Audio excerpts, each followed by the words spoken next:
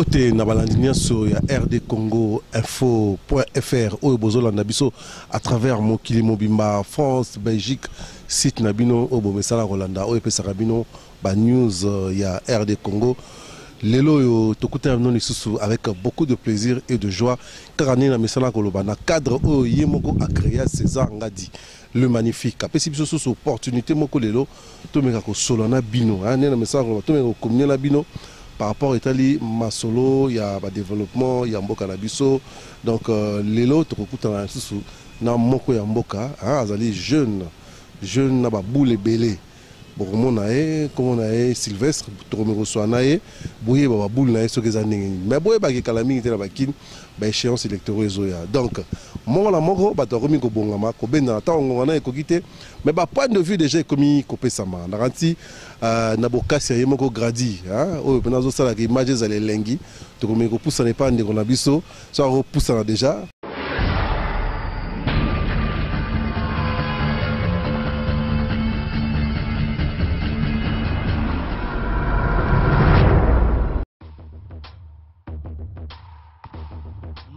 Masolo, vraiment solo yango yena katakini. Balui pona ba kinwa résidence Kifwani yango yo na katakini na katambita pigeon. Balui pona ba chambre deluxe, ba chambre bien, ba chambre propre. Hôtel deluxe yango na katakini na katambita pigeon. Tozali awa na résidence Kiamfwana. Eza situé dans la commune ya Ngalema, dans le quartier Binza Pigeon, sur l'avenue Congo Yassika numéro 22. Alors là, nous vous offrons des beaux appartements pour notre séjour dans le Katiakin. L'air bozo yana kin, na séjour dans le vacances. Tout bosengeli na ba logement ya kitoko yango tozo kotia na disposition na bino appartement mibale au bozo pour visiter au pe mona ezali donc appartement moko ya niveau moko très somptueux eza de la qualité moko bien et puis très propre. Je crois que beaucoup mona ba image intina tia commentaire mingi beaucoup mona ba image tozo ko répéter adresse na biso ezali bongo na avenue Congo ya Sika numéro 22 quartier Binza Pigeon commune Ngaliema. Numéro ya téléphone na biso ezali 082 42 00 716. Pona batu bazali na poto boko benga monsieur Kiamfwana na numéro plus 33 62 87 23 782. Voilà.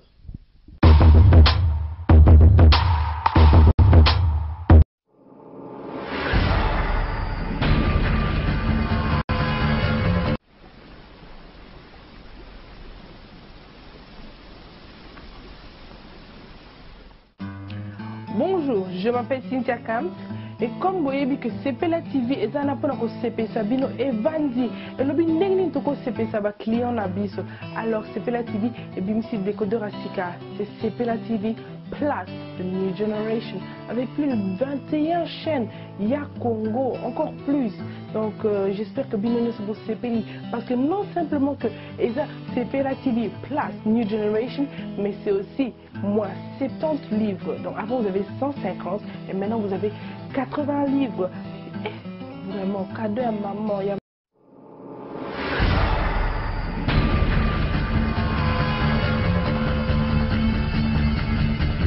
Ami qui est comme le mususu pe ML Satozongela isika na ye d'entendre ya koleka kutu koleka.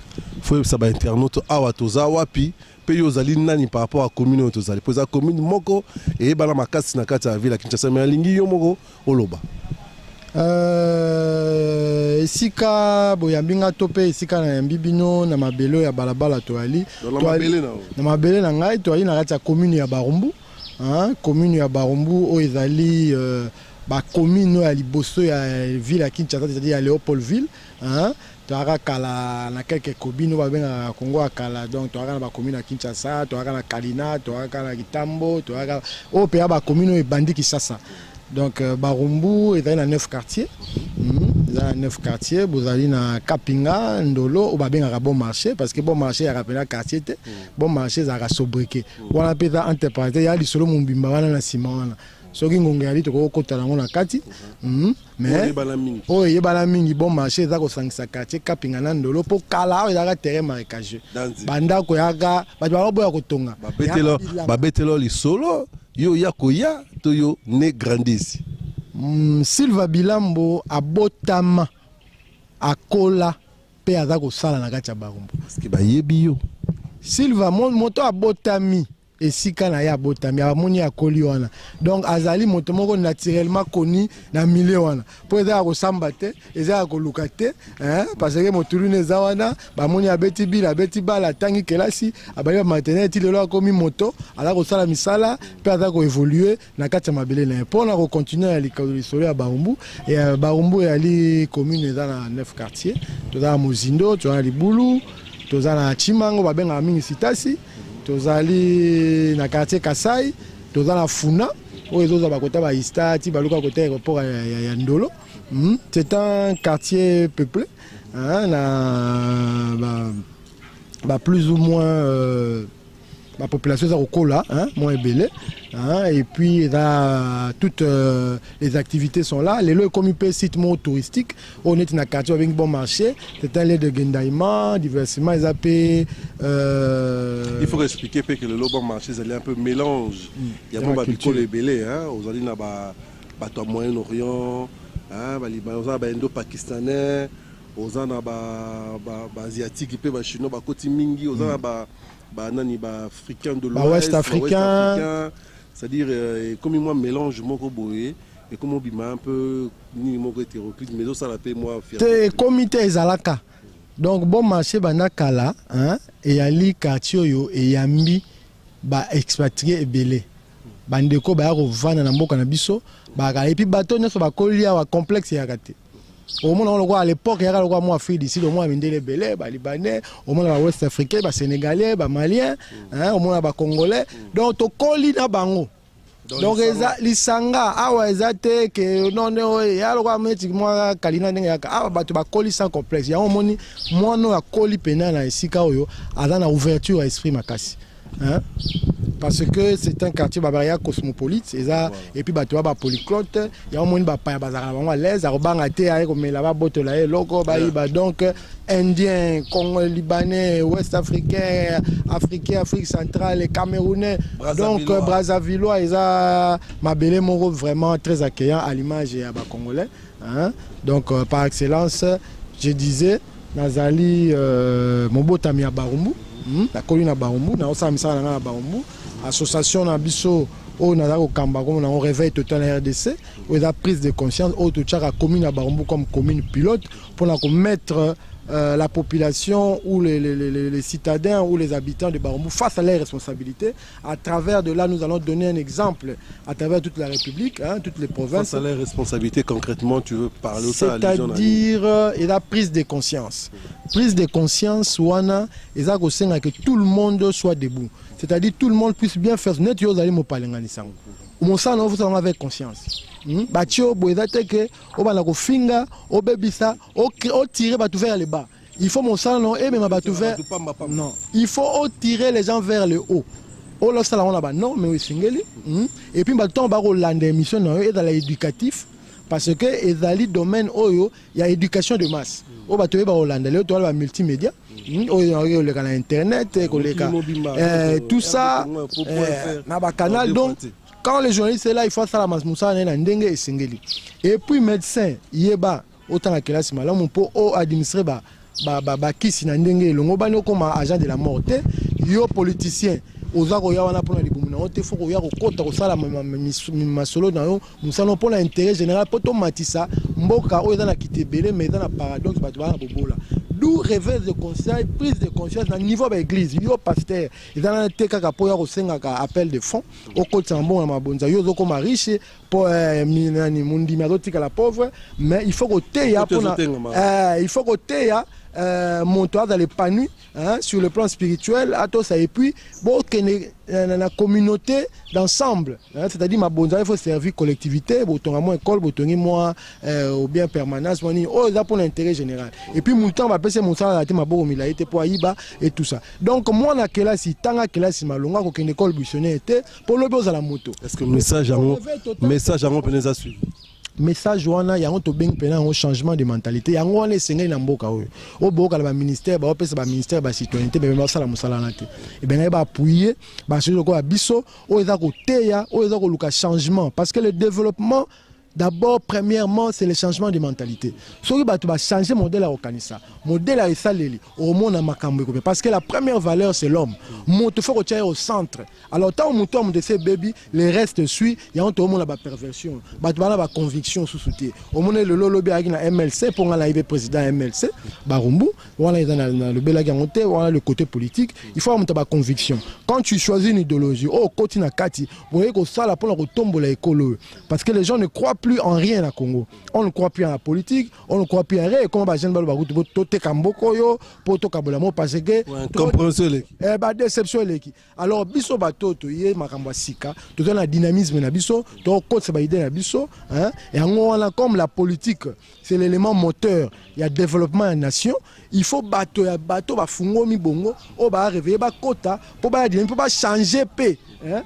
Parce que le parti politique, le projet est toujours idéal. Mais sur les autres aussi, parce que Bato Mabé, nous avons tout le bandeli, MLC commune de Ngenine, sur MLC, Bato Mabé. Oh, peut-être que espoir. Comme il balai. MLC a libéré mon corps. Oh, le président national Jean-Pierre Bemba Gombo, Mbote Sika Ali.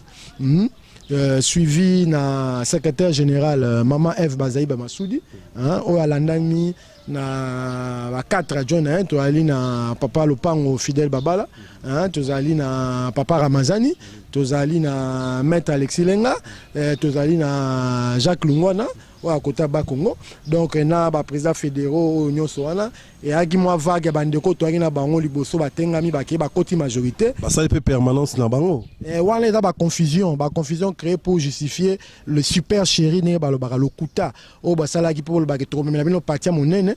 Parti au ils européens ils ont ça l'espoir alternance au longo kotisa on a bateau na pouvoir na bango comme na suka pour yango wana deal ya salaki pour y a gagner deal ya wana yé ndeko Thomas Lwaka pour abima soko premier ministre so vice premier ministre alors MLC et Landi na masolo wana te yango wana bimisi bango moko polele et puis MLC et s'est régénéré pour yaki lokwa mo anexésie o balingaki ba la lisa parti pour ba kotisa on na mais bla pas parti là qui pena hein ça dit n'est-ce pas bien bana poto MLC pena là qui pena na peut-être ce qui moi bon ningisimke bo kindimke ba toma lo rendre la musi pour tout le monde pena ba activité la muki tout le monde ba Yves Bapa que nous saluons en passant d'activité Zongi, tout le monde mine.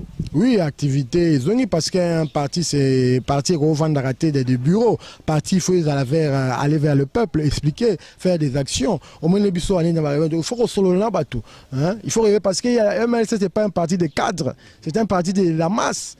Oh, moi j'entends chairman là qui quitte un aéroport, c'est toute la ville qui est paralysée, qui suit. C'est un parti charismatique. Rose au bon on a poche on manipuler non. Il faut apprendre aux gens à revendiquer. Partir de là que ça va tout devoir on va droit na bango. Libérer défection de l'équipe trop na MLC bazo kenda kaka et comme rappeler nga parti mo ramene à Kalesa là ba to belé ba na ba comprendre partir ba to belé mais les lots UDPS et ça là ba to belé trop de défection na moi on dirait MLC pezo na ra likolo ya parti wana et pe suka peka ju. Soki omoni bongo moni ba parti o ezaka cible et ba parti ya makasi parce que ba pouvoir en place o ezana eza kotala na nazo biso panzi likolo akomi kotala ndeko magazana soki na kati mutu na ye soki na salibo na proposer bo so makasi to kei pour affaiblir mais yo ta okene kuna ba kosamza pe ba bwaki yo atata ba affaiblir pour bango ba appliquer politique na bango ba affaiblir les adversaires mais si ko faut que na bateau convaincu ba on a loin yango moni comme paupérisation ina mboko ba réfléchir pena malonga parce que pauvreté leki mutazo ya la politique pour devenir riche alors azobosana que c'est une vision, c'est une idéologie. Alors tant ba en créer ma casse na kati idéologie ba biloko wana eza raté yango moni net na IDPS notre papa Etienne Tshisekedi est toujours là, il tient sa vision, il mène mutako ya ba côté ba gouvernement les partis mais ba otaka ba kibasa dewa ils IDPS double. Le visionnaire Jean-Pierre Bemba Zawana. Et il y a encore d'autres Jean-Pierre Bemba dans la carte city parce que ils ont adopté cette vision. Ce qui est monique, idéologie comme changer, au Kendo Sali a eu au Kei. Tu entres librement, tu sors librement. Mais si il faut assumer la décision, mais qu'on joue la catimini, on vient pas en parler pour chercher l'argent. C'est pour monique comment on aura bon. Il y a sa politique. Politique a été maramalukuta. Politique a été un moyen d'arriver vite. Ne comment le na Congo comment cop comme député alinga comme mouvement pour benda alinga comme oui soit pour gagner pouvoir pour appliquer politique na mino en plaçant na politique na mino ba cadre même sur la question d'homme ba cadre ba luka ba réaliser politique na mino pour tombola quitter mboka ne bo ba to ba 5 chantiers ba chinois ba tonga mais tout monde ni penda le côté ba nzela comme buka na bukana siko qui placer là parce que idée nous avons philosophie dans l'année na poto ya la partie de droite partie de gauche. Tous, il y a des idéaux pour la ligne soutenir le peuple. Et à la républicaine, et à la démocrate, on trouve un intérêt général. Mais si pour le réaliser, il y a une méthode pour discuter, approche aux amabés, approche aux abés, approche. Mais au-delà de tout ça, il faut battre. Bâtonner dans la capitale. D'où les MLC c'est un parti fort. Il y a un moment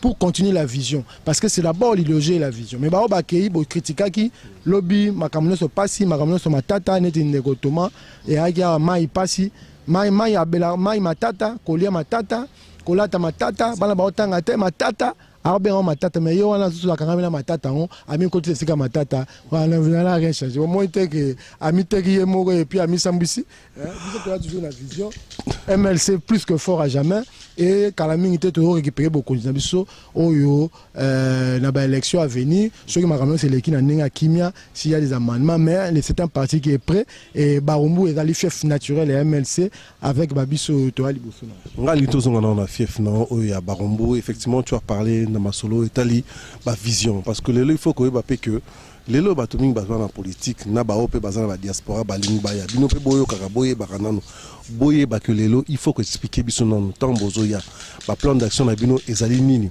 qu'est-ce que vous allez faire, qu'est-ce que vous proposez en échange par rapport à la structure ou ezali par rapport à la vision yo le roi na commune ya Barumbu, qu'est-ce que tu vas innover, qu'est-ce que tu vas proposer de ceux qui aux alliés élus par exemple députés provinciaux peut-être que aux ici. D'abord, parle-nous d'abord de la commune, de la difficulté et puis de l'avantage. La difficulté, les alliés belés. Premièrement, l'administration, d'abord, ils ont raté, ils ont raté. Parce qu'à part la députation, un député, c'est celui qui représente le peuple, qui parle au sein d'une assemblée pour la défendre. Projet aux arabes pour la ville. Mais comme toi, natif, il faut d'abord organiser, donc changer d'abord les mentalités. Quand on va structure, canaux, par exemple, service d'hygiène. Comment on va déverser, inondis, comment on disait, fosse septique, prise de conscience d'abord, l'oraliboso et zawana. Comme bureau. À commune où on a 11h 12h. Il vient avant un coin, alors signer un bureau, alors il un dossier, alors on a un coin pour acheter un mot dans la poche. Donc il faut commencer d'abord par ceux qui administrent, le chef de quartier. Ils connaissent leur rôle. Pour un nini, le chef de quartier. Rôle, après population, tant que éduqué qui au rôle parce que tu as un local. Donc tout prise de conscience, rôle un député d'abord côté, là. Kozong ça va tunanzela aliment première des choses alors et kozong anini tant on a comprendre le TIE si quand on monte à la bateau ba administration qui est beaucoup mais quel rôle du municipal ensemble pour municipal et Kokota et tout ça service entreprise où aller comment relever les défis l'encadrement de la jeunesse espoir à demain défi vraiment belé tirage ngungi Pardon, mais l'école peut c'était parce que moni l'école mingi na ba commune to remarquer comment la bisika ba ndulis ba na bango ba tala ko ba répéter bango pourquoi et comment la bisika mo ba ya pe ba tabankamu na ba noa ba ba na bango ba chika ba na pe comment malongate alors que tout ce côté la décentralisation vraiment la ndenge à base est-ce que vous songez pe manière moro que ba école na ba commune ba meka ko relancer pour éducation et za mo malam non ba école wana les socle. C'est-à-dire, il y a un cadre d'instruction, un cadre de sensibilisation, il faut une structure. Vous voyez que l'école, il y a un sango. Après, il y a une organisation, il y a une laïcité, il y a une c'est l'État choix. Vous voyez que gratuité, enseignement, la Constitution, mais ça les en côté, il a appliqué. Alors, et l'autre, il y a instruction de masse, c'est-à-dire la bibliothèque publique. Il faut aller dans les initiatives ni à l'État. Foyer sociaux, voilà.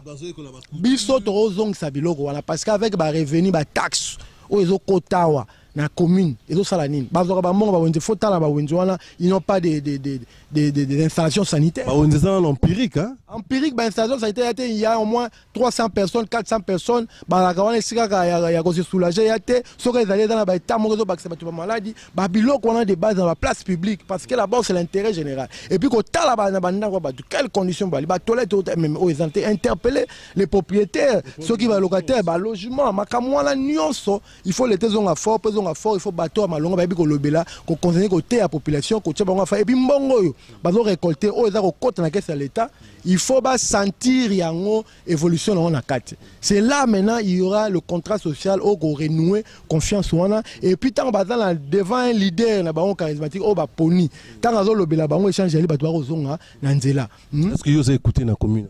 Bien sûr tu as écouté. Qu'est-ce que tu as fait? Est-ce que les gens se reconnaissent sur Bamonio, leader? Un leader na katia esika na ye eza par rapport ba œuvre na ndenge batu bazo ko monela ye. On s'auto-proclame pas leader. Donc ezali position par monsieur ya ba leader ba positionnement par ba miso ba président la même leader ou président ya quartier c'est-à-dire chez bourgmestre tout ça mais c'est pas ça ce leadership là parce que on a la noka administratif mais nous on vit de la base tozarana bango tozo lukela bango ba solution tozo solola na bango to la bango ndenge nini fa bo tambola et puis tozo solola kana bato porte à porte tozala bango la ba milliers to organiser ba association d'où ils se reconnaissent pour dire que papa Zarana Bisso, on encadre les sportifs, les judokas, aux alliés dans le monde chrétien, ecclésiastique, aux alliés côté musulmans, aux alliés dans la lutte à malaria. Au Kabela pe ba ministère mbongo. Tete wana za mingi ministère ya musala. Ya musala. Mais au Kabela ba mbongo pe au moins les 4. Te wala sikoyo le yango moni bere batiming bazolo mabaya o chaliba parce que ba bois qui c'est-à-dire à ce ba bois qui est population a comme j'ai leader non. Et ça est mingi batu ba sala donc azuli banga pour ba yembia pour ba boyinga epe ngana kadana populaire non les populations les plus dupes ba yebiete ouais ça va cosmétique et puis population ça moni bozo bana mingi bato ba misaki bango bato akomi la tenga mido ba mona ekutute ya onzo ba bi non to ozala na bato ya biso o to mona kana bango o bato to timolaka ba terrasse na bango to longola salité o ba sungaka biso tant kutu élection ezate net élection ba kunda pe bibeme pe comment bango azako compatir na pasi bandeko et puis ba communauté faut savoir qu'on s'organiser moi ba mutuelle de santé faut la biso to konisa ka mebele wana ata ba mutuelle pour ba funérailles donc eza ba prévention ba assurance net na pote ba assurance maladie ba assurance vie to ko tsongo mike mais eza ba gestion moko population il faut apprendre à comprendre. Donc, il y a un biso de la chose publique. Pour tous, à la décider au bateau, va influencer pour la changer la donne. Mais tous, il y a un reconnaître en nous ces charismes-là, ces leadership. Papa, moi, Azarana biso, Agarota biso, Wenzezika qui a Wenza Barombo et Polo à Kabamba. À cause de raccordement. Il y a ma bête, monte peli, gros ça va incendie, pétrole, et zigzi Wenzemobi. Et tant on te dit la bango, tu dis bon, il y a raboté, faut bon ça raboé. Autant à jeu de la femme, ba maman to sungi bango, ba quand moi na bango abimeli bango. Ba maman bino pena bolé sa ba famille na bino na misa na bino symbolique bozora ba basson bozo moi appui boé pour la likamubwe. On les accompagne. tokoteya bango na makambo ebele au-delà kutu ya ba propagande soi-disant politique. Non, nous vivons, nous sommes de là, nous vivons avec eux. Et yango wana tango makamu tozonge la bango pour epesa bango ke bosi bo fongoli miso bo sa été babiso peto ali wana il faut compter avec poto to luka ba solution ensemble.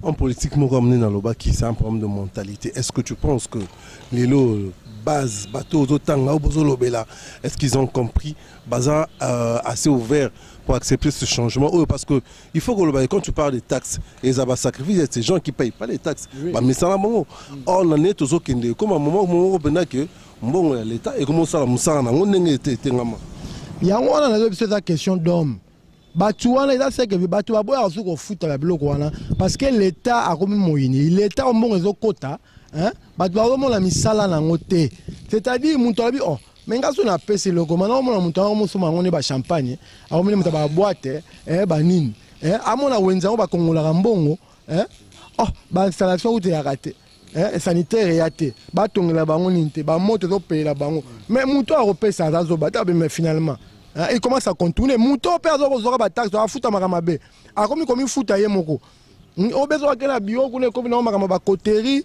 et tout ça. C'est ça le mal. Et on va commencer à sanctionner d'abord, on va décider. Bateau va la rabisi quand on a. Tant on va sanctionner, on va dire que oh justice est ali. Bateau va comme côté ngama, hein, va comme côté ngama, va comme bongisa.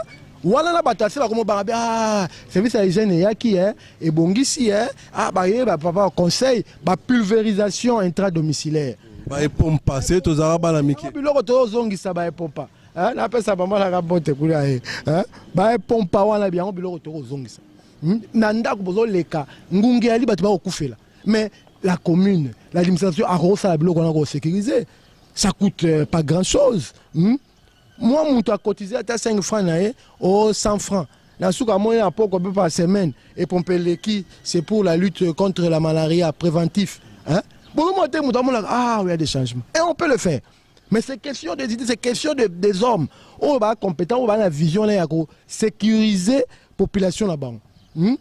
Donc, Babilo Koala ya mike mike, o eko sala ke ya ebele et sali que population moni moi ba changement o eza ko accompagner ni na bibliothèque et sali to sa ba partenariat ba livre ya public boye moi na ba dimanche temps à vacances ba ça encadrer ko encadrer ba sportif lelo ba ko ba kulu na parce que manque d'encadrement mso ba combattant na poto mais ba za l'encadrement monter ali kama mutu te combattant wala da terme. Et d'un terme, c'est pour dire nous combattons le mal. C'est-à-dire, on s'oppose à ce qui se passe de l'autre côté. Parce que biswa wa toujours ba charge moko alors que mboka wana eza na ba richesse to kita ko le kakulu bisika to vandi. Mais biso to futa la ba mai, to futa ka ba kelasi, to futa ba twa la pasi alors to mona ka ba ndeko ba po ba ya osakana. Ba on so ba epoto ba ngonde ba patron.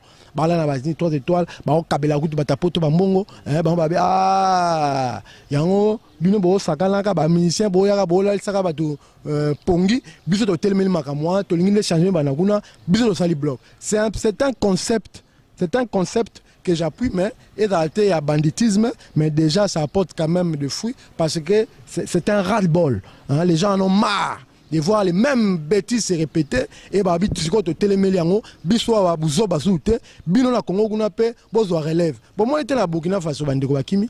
Parce que les gens croient que le pouvoir c'est pour s'amuser, bah va libérer. Hein? Ndeko wana ya président Compaoré.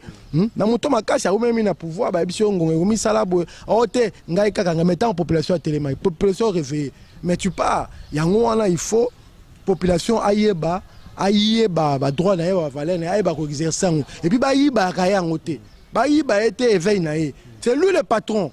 Le véritable patron, c'est l'élection, le calendrier. Mais le patron de tout ça, c'est la population.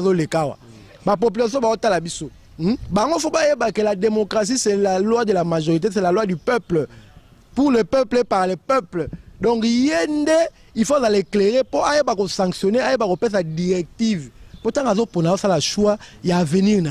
Mais tant que il y a un apesi mai soko koka masanga ameli on a envoyé balatie polo ba chosifier donc akomi mutu pamba on va comprendre penza li solo ngo ndenge ezate biso awa siko to lukande to zongisa moto na sika na ye mettre l'homme au centre des décisions mettre l'homme face à ses responsabilités au moins sika to zongeli yango wana pe siko comme l'élément principal oyo esalaka ke makambo changer zali politique yango to wana kati ba structure do senga changement parce qu'il faut changer et puis tant wana kati il faut se battre parce que musu bazana pe bana vision de ba comprendre te azo ya wana kasa ya pona nginda nako marichi il n'y a pas l'intérêt général biso to hotel mais la bango tina kati yango moni wana ba Silva Bilamo ba telemi donc ba debout ba déterminé ba faire face et puis population na ye ya bango ba osale confiance et puis fait mon na tango mapona mi les lots comment que pratiquement nasuka ngalinga totika plus na commune ya Barumbu il y a une forte diaspora européenne à bana Barumbu baza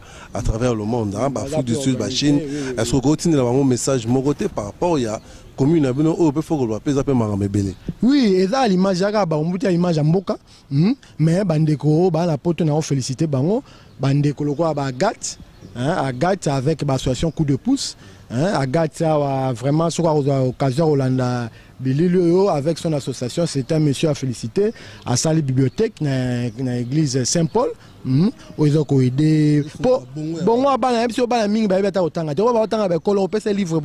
mais on a ça a suivi à part la bibliothèque, tout. On va accompagner avec notre ami François a géré la bibliothèque. On a visité Kango, livre à mine les ali wana. Ils ont côté à peine na mikolo donc ce sont des actions à encourager. Na mon la rabana Barumbu, association monsieur Abana Barumbu, on peut la communication, il y a et tout ça. Mais les enfants de Barumbu quand même sont ces groupes, mais je leur encourage encore à s'associer par des idées associatives et à la minimité dans ma cambo politique, tu vas soit naka, ouele lanaka, bawele lanaka et comme la division non soit unis, tout le monde va créer une ONG pour une cause écoutée, éphémère pour l'élection, mon association qui bimi. Au début Barumbu, au soki ensemble nous changeons, au mais vision y a été. Et comme la vision, on a insisté vision. Pour terme pour la exploitation te, tolingi bateau ba osala bateau pour la retombe la kitama belé na bango. Oh comme ça ba osala sans intérêt, moko immédiat mais pour lobby et botambuma. Mais vraiment j'encourage tous ceux qui réunissent les gens dans ce sens-là, pour la vraiment ko bon la mentalité ko sunga. Bandeko bo sa ba jimilage il y a des villes qui sont awa donc bozo la ba sportif boko cadé bango boko idée botina bango ba tenue de combat pour bisope na kambaka judo club Barumbu Saint-Paul moko ya ba judo miné na kine. C'est le premier grand club du judo au Congo. C'est 54 ans d'existence. C'est créé en 1960, le 3 juillet, par Maître Mukuna. Où ils ont l'âge de Mongola Mboka na biso. Où ils ont Maître Belé. Où il a progressé à judo avec Maître Decantor Babandagi. Et puis Maître Mukuna va continuer en haut. Tilelo, Bakebe Belé, Bageda, Santakine, Matete. Donc, et puis, Nabosa Babamba, ils ont centre, donc berceau et naissance de sport de combat. Et à la arts martiaux, karaté, nini, bango wana ba lui on a episio ba toana so ba lekana ba grand maître wala ba mukuna ba bandiango et avec ba maître de cadeau parce qu'à l'époque coloniale les sports et ba nini eka réservé aux blancs aux colons aux colons c'est après l'indépendance de komi ba nini wana ti il faut peut to bunda to bongisa to senga pe ba pui wana pour na rosa ba dojo mo ba kodoka ya malonga to tsa ba na ba conditions. Nous sommes avec l'appui de tous, vous allez bien. Tous, on a la bibliothèque, on a la communauté à Pessi, on a suivi, on a géré, on a partenariat gestion PALI, moi, mon quota et tout ça, et pour permettre à la survie. Donc, il y a des idées constructives, et bien, on a mis les bandes, on a appelé Marambo et les bandes, pour le roi Malam, pour nous copier, on a adapté ma belle nabiso, pour te recevoir à Boeba et Belé.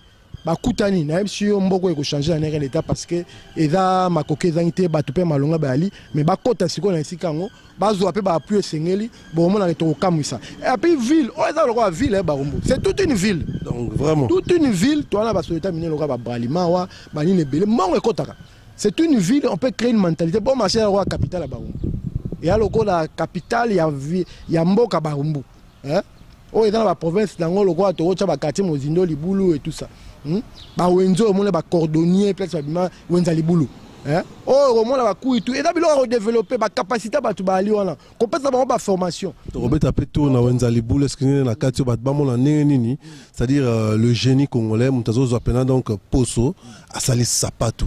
Hein na wenzali boule ba mo beta pena sapato. Mais ba ça de manière artisanale. Mais ce qu'on moni mokoto c'est pas nango. To la sabno ba image na gradi. Soyez calme. Ni la message ko ba. Il y a ba promotion ba artisan wana et foot amaka wana ba concert sur le betama. Et donc nous biloko wana so il faut côté vous devez être encadré.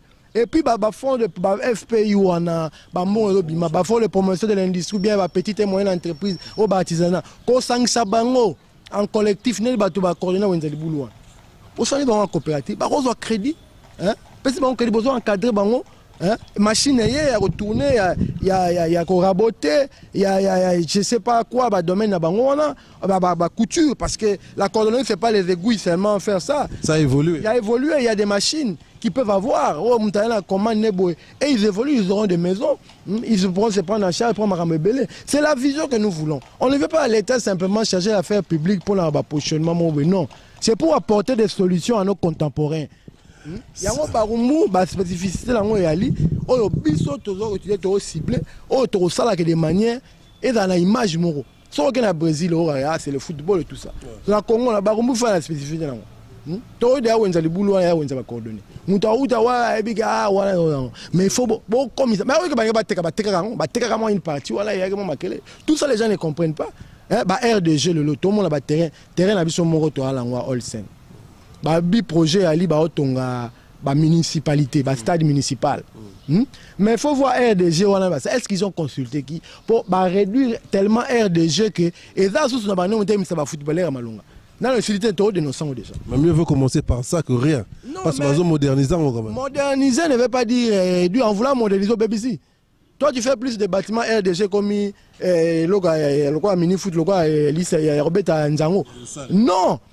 Moderniser chaque pelouse synthétique wana grader mon oui pour le bâtiment il y a un terrain bien propre mais l'air de jeu doit avoir les normes hein? Parce que c'est là où nous aurons des futurs Ronaldo de tout ça qui peuvent émerger qui auront déjà le training quoi adapter déjà les normes et puis la compétition Robert on la paix mais sans commission le moins le lioto au moment qui en voulant construire au BBC parce que vous n'avez pas respecté parce que par exemple batali ka mongo ebimi tout ça justifie tout ça et le monde bango to ko sali ben la poche alors que l'essentiel il y a des football air des jeux et dans la mieux et dans la bien hein au moins place va réveiller total biso to ali total makam oh mais les cambo ba ki na bango ba ko tcha komba yo inaugurer mais l'objet principal bo BBC bo sali yangote parce que norme olympique et norme standard et ali à balé o efengeli ko contribuer par rapport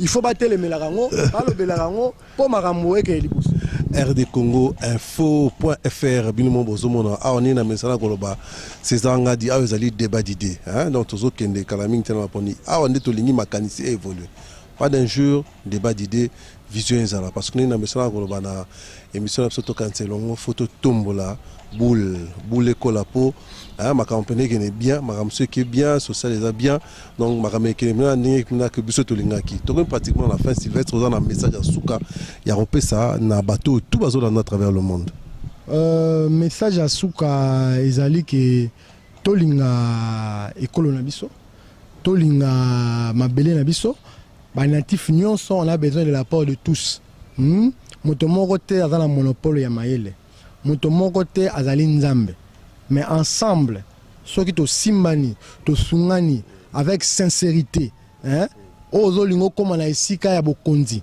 il faut être sincère en toi-même parce que tu as la passion to linga to longola mboko na esika ya li parce que mboko ezali paradoxe na rosa atena bozwina vana na bandeko na bazangi chaque jour banoyelo beto na porte alors que sonda moi to kabola toza à l'aise au moins mboko eko eloko eboyi mboko cupidité motema mabe motema likundu bolingi bozo ba komba culture ba don toza besoin ba culture ba don te toza la mongo rezo kota qui te ali justice distributif nous dans la SMIC minimum vital au que nous d'un bout du mois oza ko sala les foot en tant que journaliste et ça ko permettre yo bana batanga classe ba kene liboso yo zali kuna ko ya ko vivre muto sala commerce mongo za ko tourner c'est ça l'objectif parce que ce pays ne peut pas être dans une crise comme ça toza la mboka à 40 té bat pas les lanzalate parce que ma beleza en les autres produits donc mon chômage a réduit mais à toi, on pour ça, bah, chômeur.